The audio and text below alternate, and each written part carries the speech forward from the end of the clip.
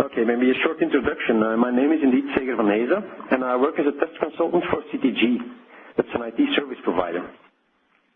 And as test consultants, we actually boldly go where destiny takes us, or where the customer needs us, depending which way you look at it. And we hop from project to project, and once in a while a project comes along that is really different in a good way.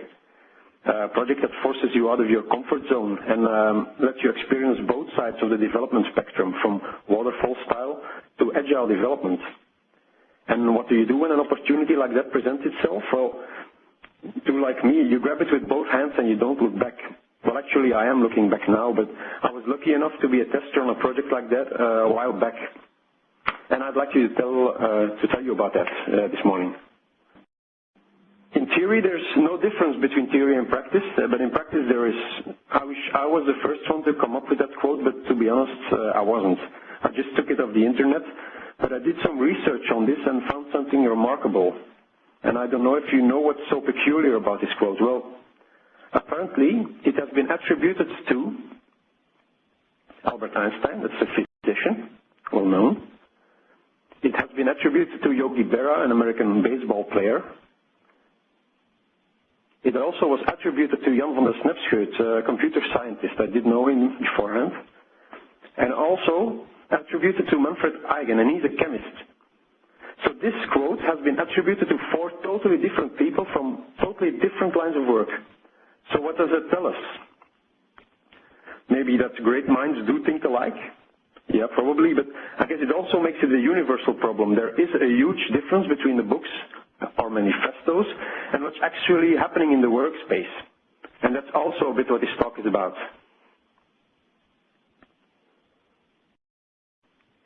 So what is the goal of this webinar?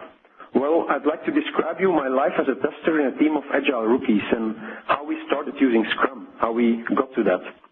I will talk about the practices we adopted successfully, but also highlight mistakes and some missed opportunities also. And I will also try to answer the big question in the end. Was our shot at Agile, our first shot, was it just a lucky shot, or did it actually prove the value of Agile methods?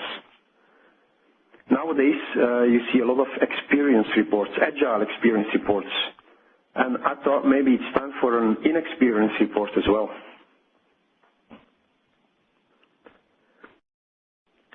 So these are the chapters of my inexperience report, and maybe a little warning if you don't want to know how it ends.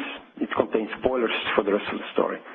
So I'll give you in this particular order the context, the problem, the trigger, the start, the Agile momentum, the Agile reality check, the aftermath, some hits and misses, a conclusion, and in the end some time for Q&A. That was a quick overview. Well, the context now. The customer in question was a fairly big player in healthcare IT by the name of Agfa Healthcare. It's a well-known firm. It's Europe's 10th largest software vendor and 44th worldwide. And their business is mainly diagnostic imaging and healthcare IT. So hospital information systems, RIS information systems, radiology information systems, that's what RIS stands for, picture archiving systems, PACS, and appointment scheduling software for hospitals.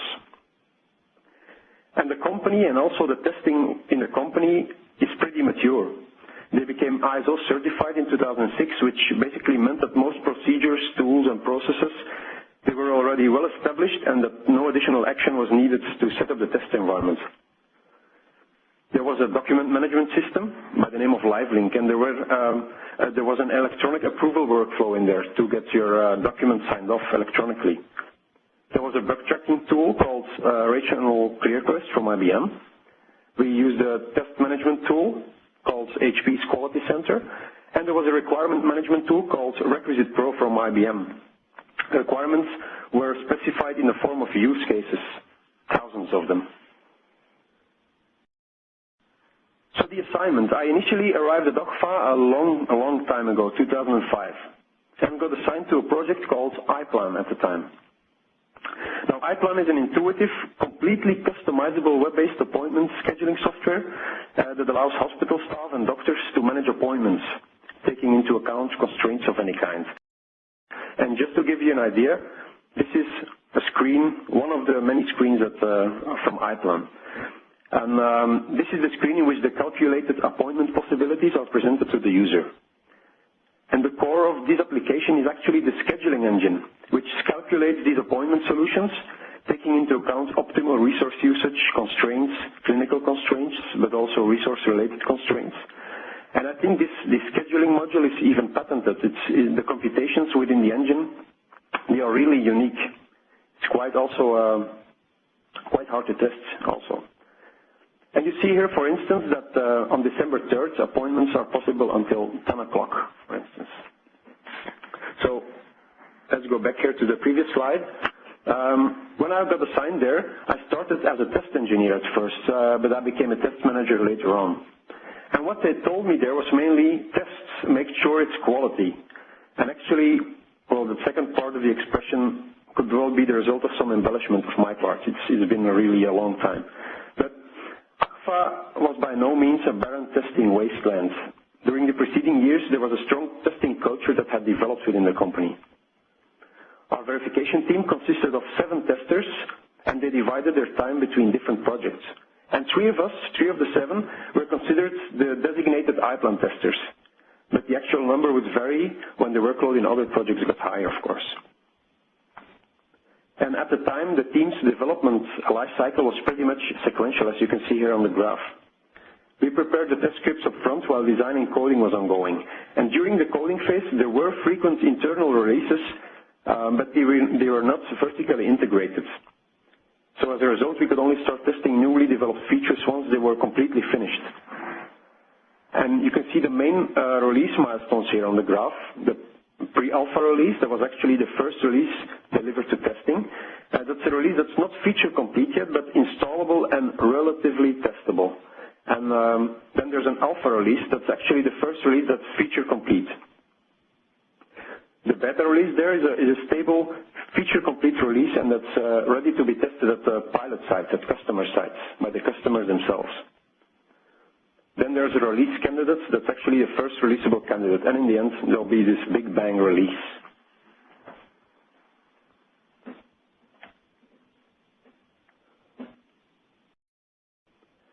So in the year and a half after the start of my assignment, there were 3 major releases of the iPlan software, and our approach worked in the beginning, in the sense that we actually managed to control the chaos at first. We were able to execute our scripted manual tests, but the amount of tests was growing exponentially as the application grew richer in content. And by the time the 3rd release cycle was started, several issues came to surface. There were ever-changing requirements. I guess we all know that one. There were a lot of hidden assumptions floating around. There was this enormous backlog of use cases in our requirements management system. And there was an agreement within the team that this list was simply too large to implement in the release, so only the use cases with the highest priority were going to be developed. So we used these high priority use cases as input for our scripted tests, and we prepared them well in advance. But it turned out that the developers didn't use the same input as we did. They mainly based their development on face-to-face talks with the product manager that we didn't know anything about. It was as if there was some kind of built-in aversion against using a tool from the developers. And when they saw our bug reports, often their reaction was, "But where did you get all this info?" And they kept forgetting our answer. So there were a lot of hidden assumptions floating around. There was scope creep as well. Lower priority use cases were regularly updated to the highest priority, even after the first feature complete alpha build. That meant features were actually being developed of which we weren't even aware. And most of the time we just stumbled upon them by chance. We had no test automation. There were no commercial tools available, and there was an in-house automation tool. It was being developed at the time, but it was for different platforms than the one we were using. So at that time, manual regression tests were our only option. The alpha release we got was not feature complete. That was actually because the team didn't want to miss the first milestone. So features weren't fully finished until a week before the release date, actually. So as a result, the beta testing phase was virtually inexistent. We didn't get the chance to test at the customer site at that point. So and this lack of proper beta testing, of course, resulted in subpar quality. At the end, even major defects were postponed to future releases. And there was a delayed release, of course. In the end, it took us 12 release candidates before the final version was released to the outside. And many of these issues were caused by poor communication between all the parties involved. And also the fact that the team adhered to the original planning even when the original estimates were no longer realistic. And needless to say that in the end we were all frustrated a bit. We had this very promising product and we somehow felt that we were not unleashing its full potential.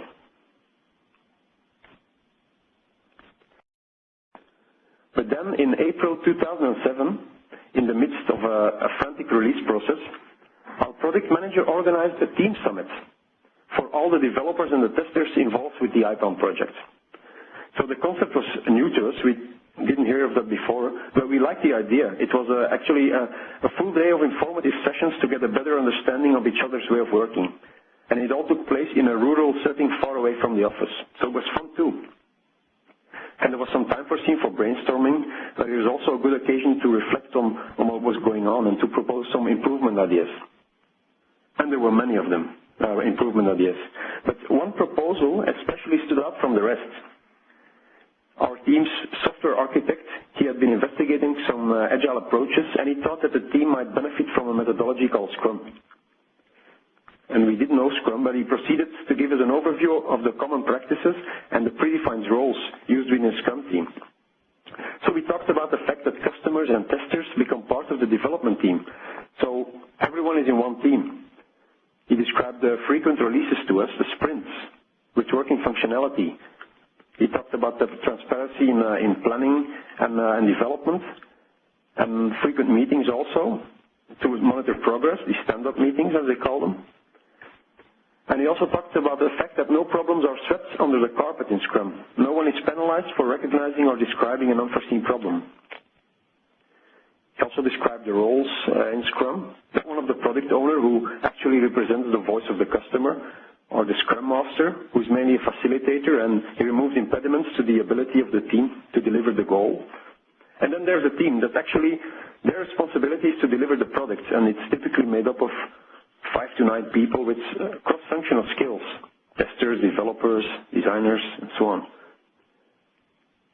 And we really liked what we heard there at the Team Summit, since it seemed pretty easy to learn and it looked like it required little effort to start using. And about halfway through his explanation, everyone was already thinking about, how can we make this work for our team? And we ended the day with a nice meal in the evening. And I think by that time, some Agile seeds were planted. We only needed some time for them to germinate.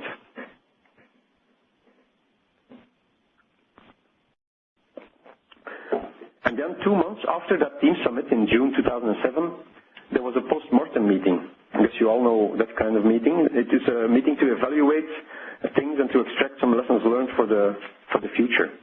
And the general consensus there, of course, was that there was some serious room for improvement. And things needed to be different for the next release. And we said, but why don't we try out the thing that was explained to us 2 months earlier, the Scrum thing? It looks like fun, and the management had also heard some good feedback about the Scrum session, and they were willing to let us try Scrum for the next release of iPlan. And was iPlan 6.3 was going to be. And the team's resistance against this actually drastic change was miraculously low. And actually, that's no surprise, because we already made the switch mentally months before.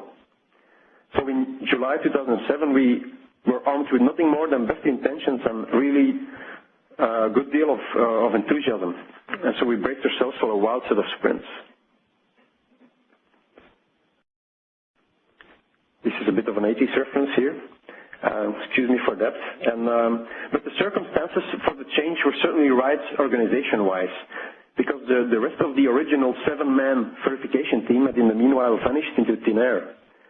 Some members resigned to the company, others were transferred to another business unit.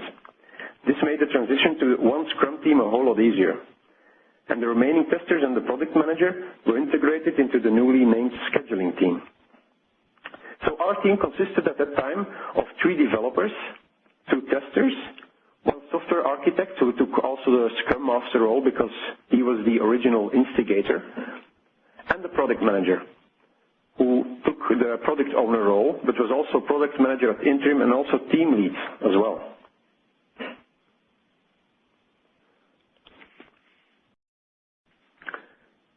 In the beginning, we started with Scrum, and there was no office space available for the whole team to be co-located. The developers were still located elsewhere, but within close distance. But the product manager, he moved in with the testers, and I think that's a luxury not many test teams can afford. The product backlog was assembled, and some preliminary sprint planning took place, and the team figured that 12 4-week sprints would be enough to do the job. Strangely enough, the testers, we were not invited to this planning game, but at the time I didn't really mind since there was enough work on our hands, so I didn't think too much about that. We organized daily Scrum meetings, the so-called stand-ups, from day one. And they earned us a fair share of odd looks from passers-by, because that sight of men standing around in a small circle and taking turns in talking and sipping coffee, it was quite unique back then. Now it's become more common within the company also. You see all these circles standing around constantly. But the benefits were clear from the beginning. There was instant communication going on. We knew what the developers were working on, they knew what we were at, and the product manager, he was also attending most of the time, while it used to be very hard to reach him before. And no one wanted to rush anything, so in the first 4 sprints we decided to dedicate them fully to analysis and code refactoring and improving performance, memory usage, and logging. And we had some very good reasons for this approach, because this would start us off with a clean slate, and it would also improve code consistency. I was told things got a bit messy with all these different developers implementing different modules over the years, so things could get better there. So this is what we were looking at in the initial planning. You can see here 12 4-week sprints, and the first 4, as I told, are refactoring sprints. And the next 4 contain the actual new development of features. Then there will be an alpha release, a feature complete release, and from then on the focus will be primarily on bug fixing and stabilizing. And then 2 months after the alpha release, we plan to have a beta release, after which the customer will test on site. The priority of the testers, of the 2 testers, in these 4 sprints was to get an automated test framework up and running and some automated tests, which we thought was absolutely necessary to make this incremental approach work.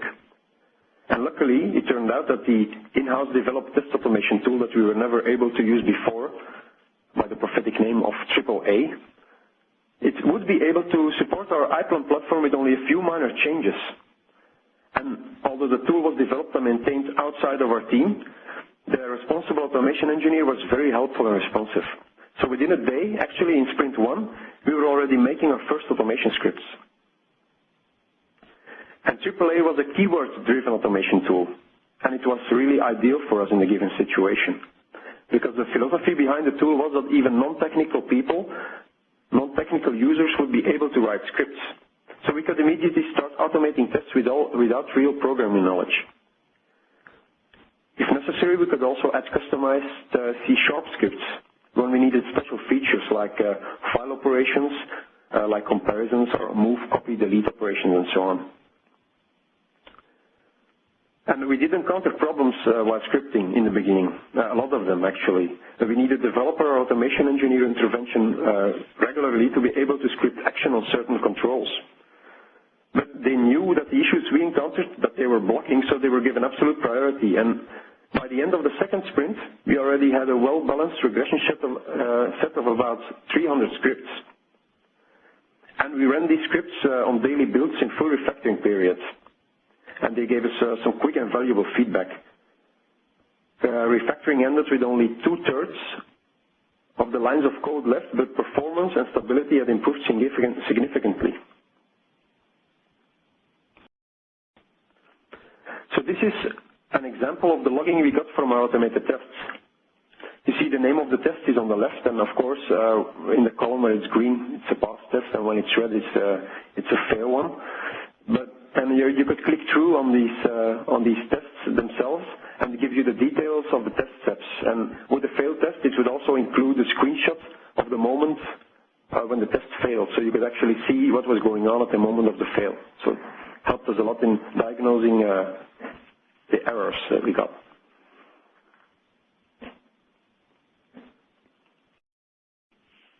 So back to our sprints. As I said, the first 4 sprints were dedicated to refactoring, but the actual new development started in sprint 5. And at that time, still no one from testing was invited to sprint plannings, which I found a bit strange considering the fact that we were supposed to be one team. And when I mentioned this to the rest of the team, they didn't really deem it necessary since the subject matter of these meetings was mostly technical discussions. But by sprint 6, everyone got tired of my asking to be included, and the testers finally became a real part of the team. Not that we could contribute to all of the technical discussions, but I think it was still valuable for us since we were really involved and we were taken seriously now. And we knew things firsthand instead of getting to know them incidentally by hearsay more. And it was also valuable for the team since our presence resulted in less misunderstandings and requests for clarification afterwards. So, knowing these ins and outs of what exactly was going to be worked on in each sprint, it made it possible to establish a certain routine in every iteration. In a sprint, we would typically perform the following tasks. We would make new automated test script for stable functionalities developed in the previous sprint. We would launch our complete automated test set, regression plus the new features added in the previous sprints. We run them regularly and we analyze the results. We performed exploratory testing on the new features when they became available. So that way we could explore and learn about the delivered software and see which risks were still present in the software. We wrote and executed manual acceptance tests for the newly developed features. We did this actually to have some traceability for all new functionalities. We were finding and logging bugs, also took a lot of time, and we were taking part in sprint retrospectives as well.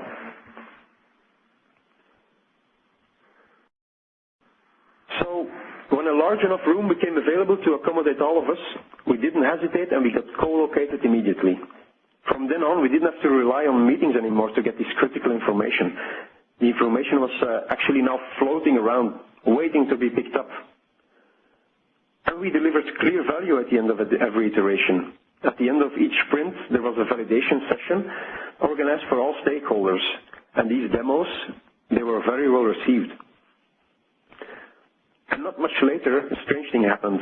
A weird kind of euphoria started kicking in. We felt like we had this momentum going and we were really on a roll. We were almost feature complete, and these new Agile methods, they really did make progress visible. But of course we should have known. The American Heritage Medical Dictionary says about euphoria, it's a feeling of great happiness and well-being, commonly exaggerated and not necessarily well-founded. So yes, a little caution is always a good thing, because reality came to hit us at that point. And I don't know how many of you are familiar with the American science fiction author Philip K. Dick, but he wrote a lot of books that became basis of successful movies. Do Androids Dream of Electric Sheep, for instance, was the basis of the movie Blade Runner. He also wrote Minority Report, I think also Total Recall and so on. And he made this interesting statement about reality. Reality is that which, when you stop believing in it, doesn't go away. And I believe he knew a thing or two about reality, especially after he stopped using drugs.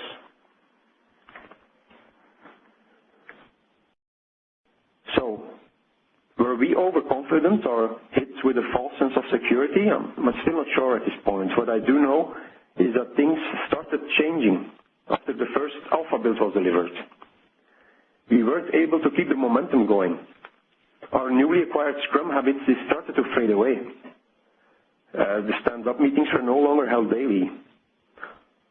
After all, everyone felt that it was more of the same old, bug fixing, stabilizing, and testers were retesting and verifying bugs. The daily routine became a weekly routine at best. Sprint planning meetings, they were also no longer organized, probably since there was no new development going on anymore. So they thought.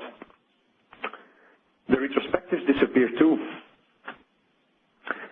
We wanted to get our software tested at the customer site by the beginning of the summer for beta tests. And our product owner, he really had a hard time finding suitable pilot sites. Because it was so close to the summer, most sites could not free up any resources because of the summer vacations.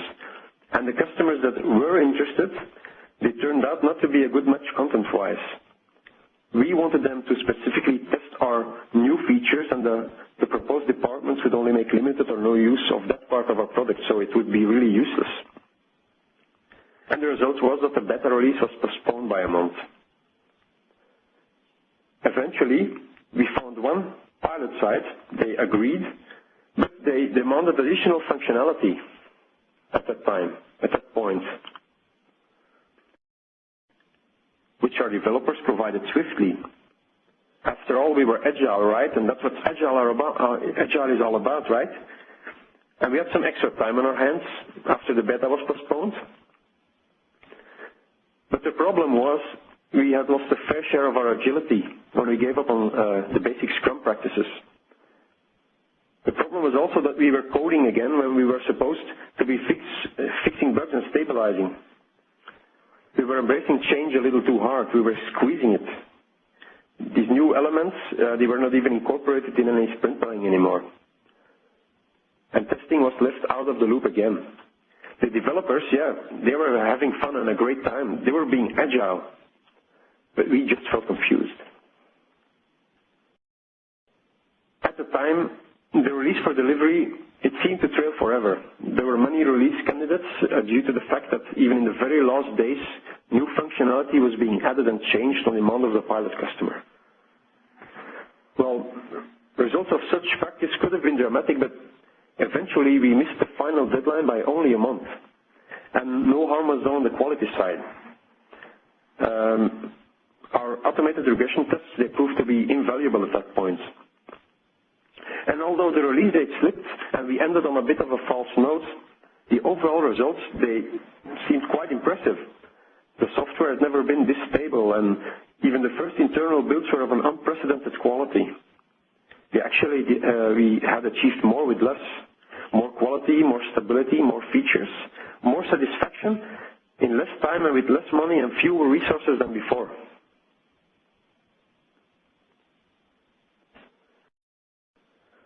Now, as you probably noticed, that some of our agile practices were easily picked up by the team, and others never found their way in our work lexicon. So here are in random order some highlights, but I'll also give you some mistakes and missed opportunities. This is our list of hits and misses, the good, the bad, even the ugly.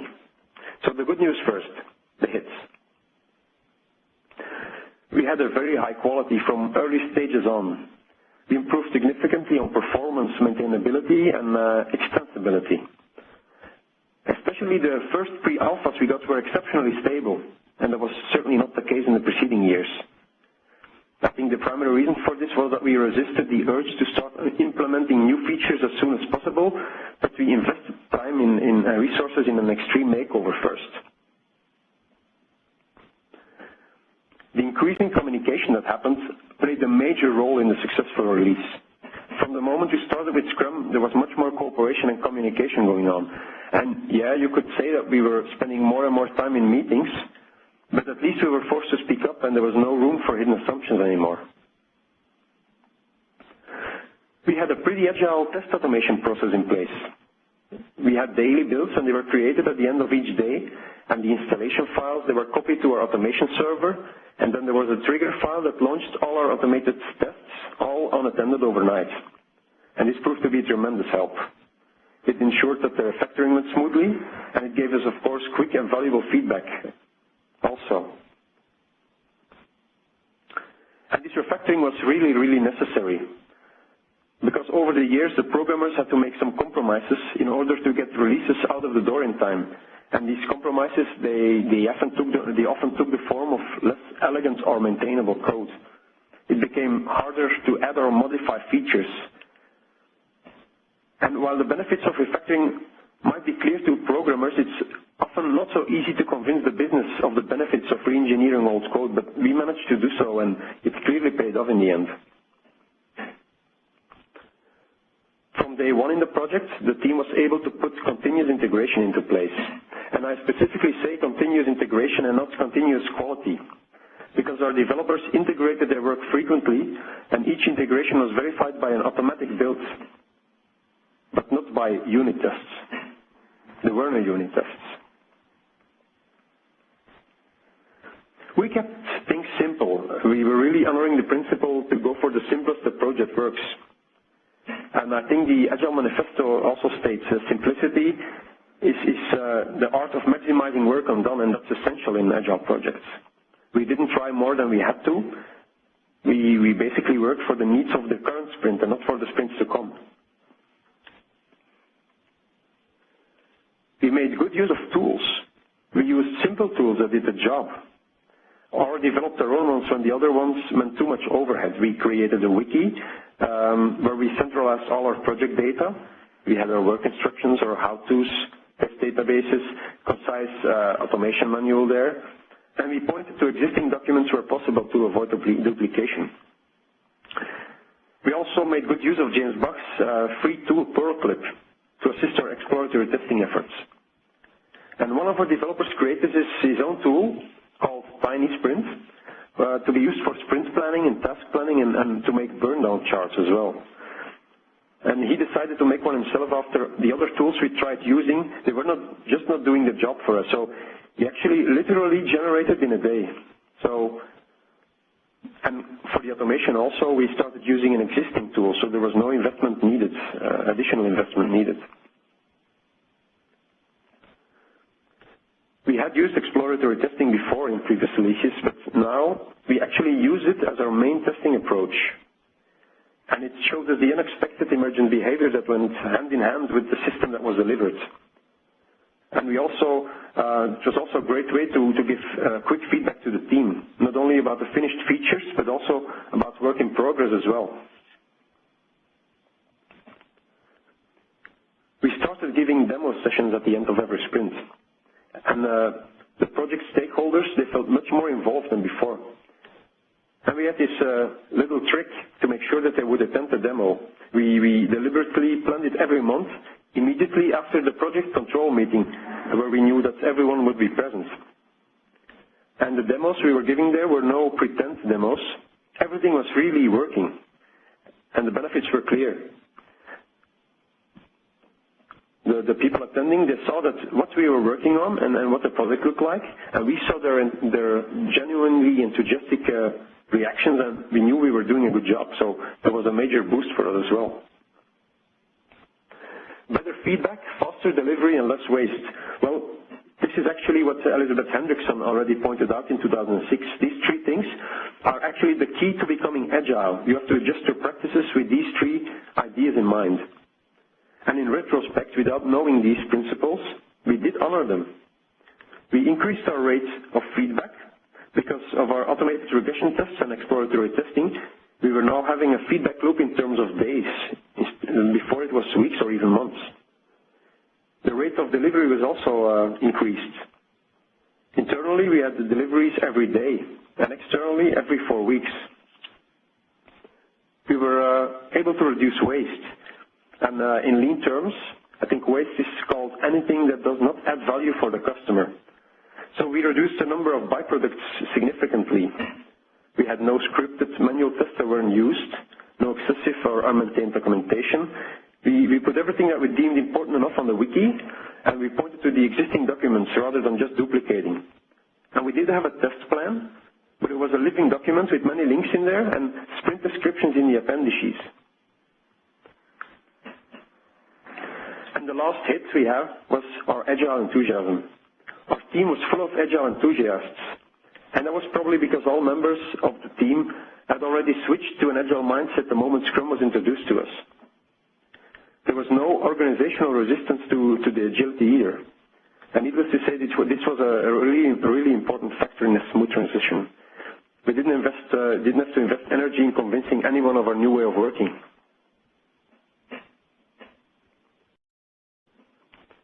And now maybe for the more interesting part for you, the slightly less good news. These are our misses. There were no user stories. Our requirements were not made in the user story format. The use case format was kept because we had such a huge backlog in the system of use cases, and they were already in the requirements database. So I think that maybe this was a missed opportunity because user stories are most of the time regarded as the agile way of describing requirements, much more than use cases. I think the reason for that is that use cases often include details of user interfaces. And including user interface details causes definite problems, especially early in a new project. There were no unit tests in place. And I know that unit tests are generally considered as a must in agile projects. And we certainly did not embrace that practice. And honestly, I do not know why there were no unit tests in place. I asked the developers several times, and all I got was this indifferent shrug and some mumbling about it being too late now. And I think this is another good example of the developer testing paradox in full effect. And I don't know if you know the developer testing paradox, but it's the following.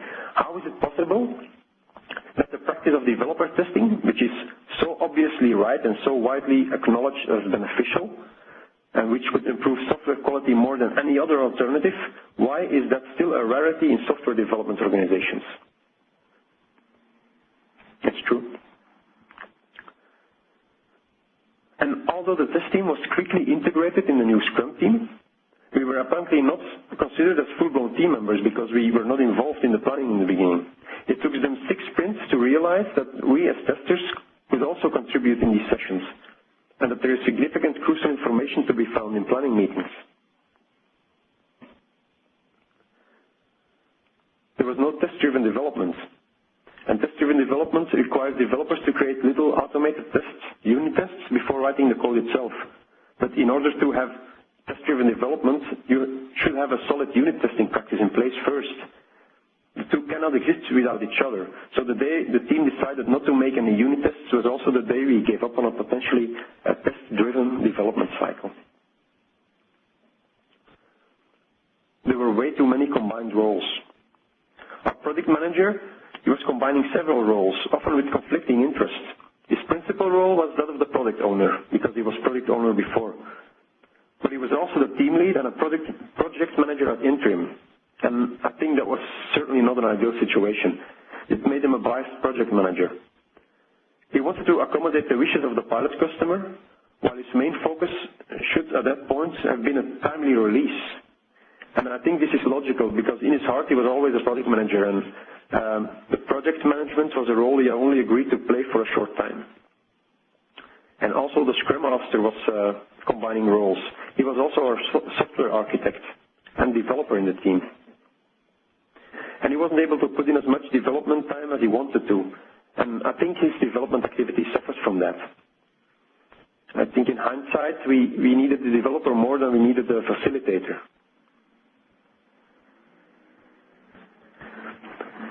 We were also a bit inconsistent when it came to agile conformity. In the beginning, we adhered happily to all Scrum practices, but all our goodwill vanished into thin air once all original project backlog features were developed. And with some very important stabilizing and bug fixing and beta testing sprints left, we stopped having daily stand-ups, planning meetings, retrospectives, and so on. I think the majority of the team saw Scrum as a tool to only manage pure feature development activities.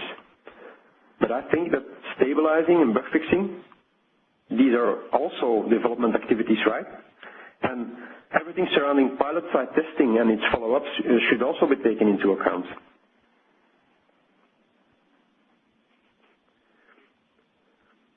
We were still using scripted manual tests, and there's truly a bit of overkill here. And I know that's not considered agile at all, but at the time we couldn't establish any traceability between our automated tests and the requirements due to some technical restrictions in the test management tool. So we were actually wasting precious time creating and executing these tests, but we needed some indication of traceability. So that's why we still did that. We embraced change, but I think in the end we also created chaos when we were supposed to consolidate and stay focused. We tried to stretch the limit of agility by adding new features that were not even in the original product backlog. And at that point we were not embracing change and we were squeezing it. And that's another missed opportunity. I think the release wouldn't have slipped without all those last minute feature requests.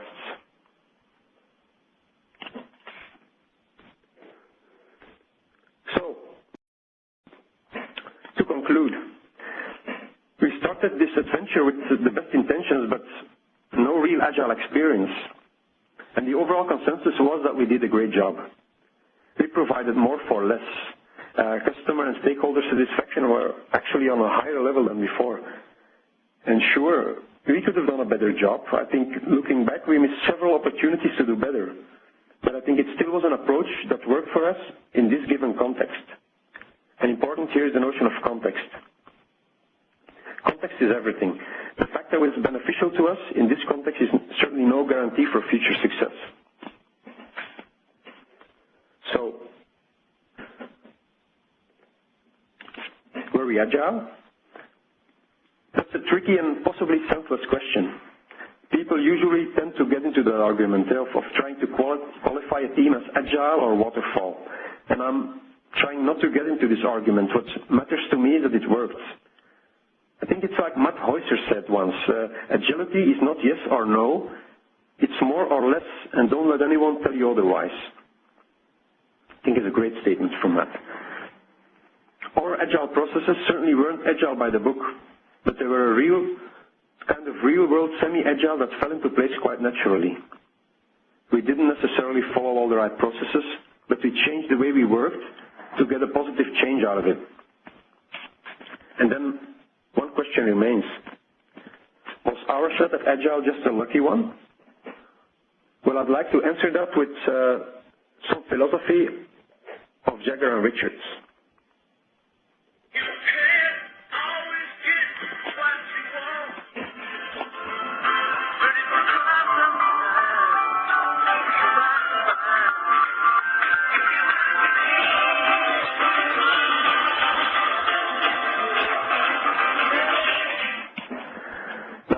I don't know if that came through all right over the phone. Okay. But to make my point, we tried and eventually got what we needed, but not all we initially wanted. And I think it's safe to say that we were lucky in a way, but I like to believe that we were able to push our luck by providing a good agile culture and letting common sense prevail, by resisting the urge to start implementing new features and sticking to refactoring first. And if we were successful, it was also because of the people, not necessarily just because of the processes we used. But most of all, it was a great experience, and I'm happy that I was able to share it with you. So that was it. Maybe switch to the next slides if there are any comments. I would like to point out that the story that I told here is also available. I wrote a paper about this, and it's also available in a paper, and that's put online on my blog.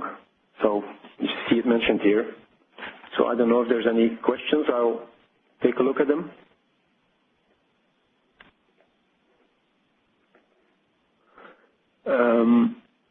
Wait, I'm going to expand a bit.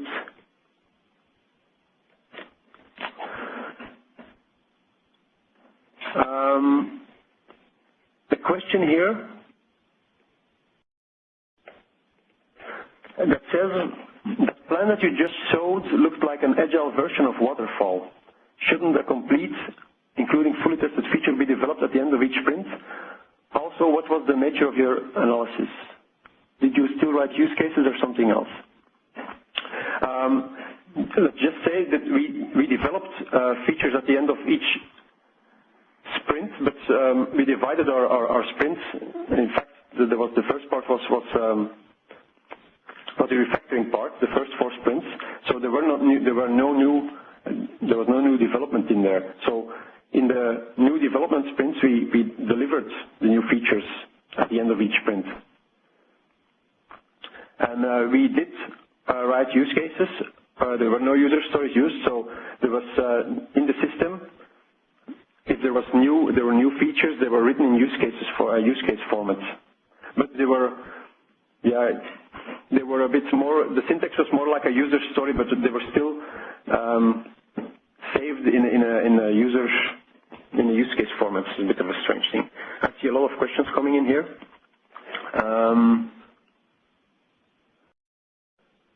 I see see here, which automation tool have you used for keyword-driven testing automation? Well, as I explained, it was a tool called AAA. It was a tool that Agfa made themselves, originally for other projects, for other platforms, but with a little modification, we were able to use it on our project, and it was a great help for us. Then a question from Henrik. Why was Scrum daily meetings abandoned late in the project? Well, I think it was mainly because of everyone had the feeling, yeah, okay, we're now complete, feature complete. We just have to, we were looking for bugs and so on, and we were trying to verify bug fixes that the other people made. So it was mainly, do we have to do a meeting? No, well, we're fixing bugs, and you guys are retesting, so no meeting needed. And in retrospect, it seems silly that we didn't continue the practice, the good practice, but at that time we didn't see it like that, and that was where the trap we fell in, actually.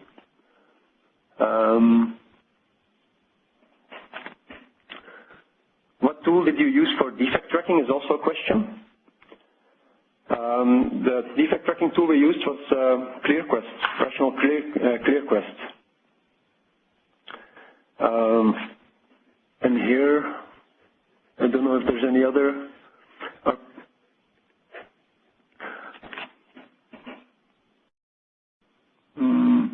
Let's see. A question from Rob Sterry. Our products are data-driven, so we'll have little time to invest in the automation upfront, while despite the return on investment it will offer us.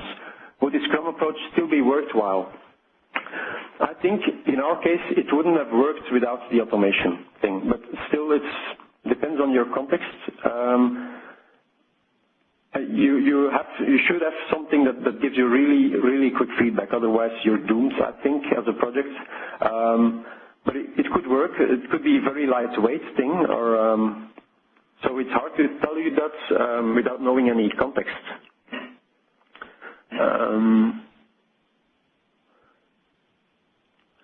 Then another question. You said you haven't had any unit tests. Why not? I mean, developers should have still tested their APIs in some extent, right? Yeah, they tested their stuff.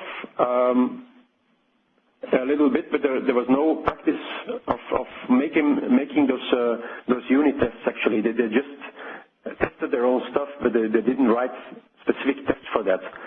And I asked them many times why not, and they couldn't really answer. They say, yeah, but we cannot start doing that now. We lose too much time. Something like that. So it was, and that's something you hear in a lot of companies. They always say there's not enough time to do that, but you have to make time, and it will pay off in the end.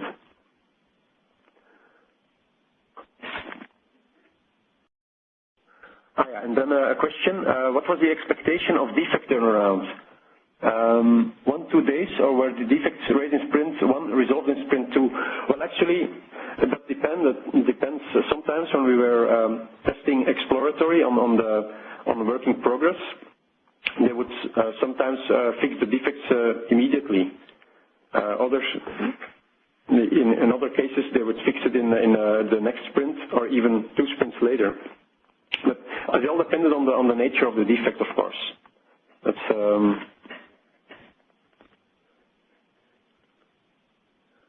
and then another question: how did bugs feed into the sprint planning, especially when test wasn't part of them?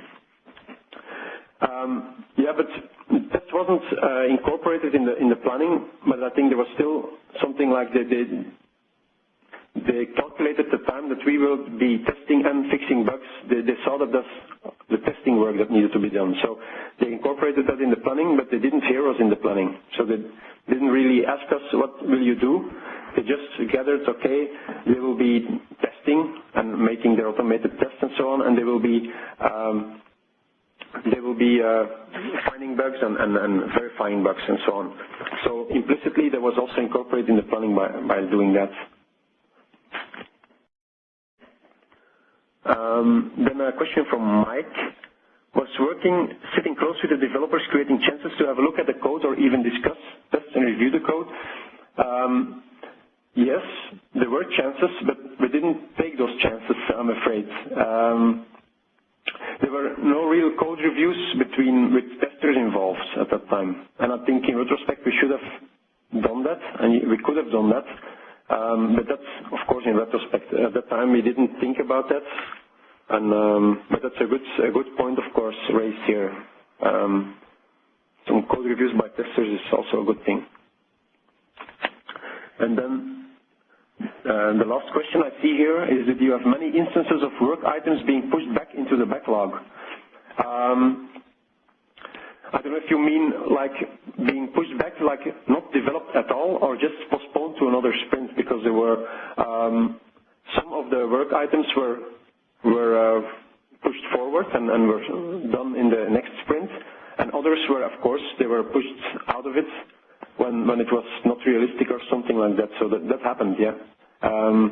Not that many cases of it, but I think it's natural. So I don't know if I answered that question, and if there's any others. I don't see any. No, I think that's everything, Zeger. I'd like to thank you for what was a great webinar. We had the poll at the end there, and there was an overwhelming positive feedback for today's webinar. So I'd like to thank you for giving such an informative webinar. And also I'd like to just remind everyone this webinar is now over, and that if they could log out and make sure to hang up their phone, that would be greatly appreciated. A recorded version of this webinar will be available in the EuroSTAR community area probably early next week. A mail will be sent to everyone that's registered with information on how to access this. And of course, if you have any questions, you can email either myself or Zeger. So again, I'd like to thank you all for attending today's webinar, and again, a big thank you to Zeger for an excellent presentation. Thank you all. Goodbye.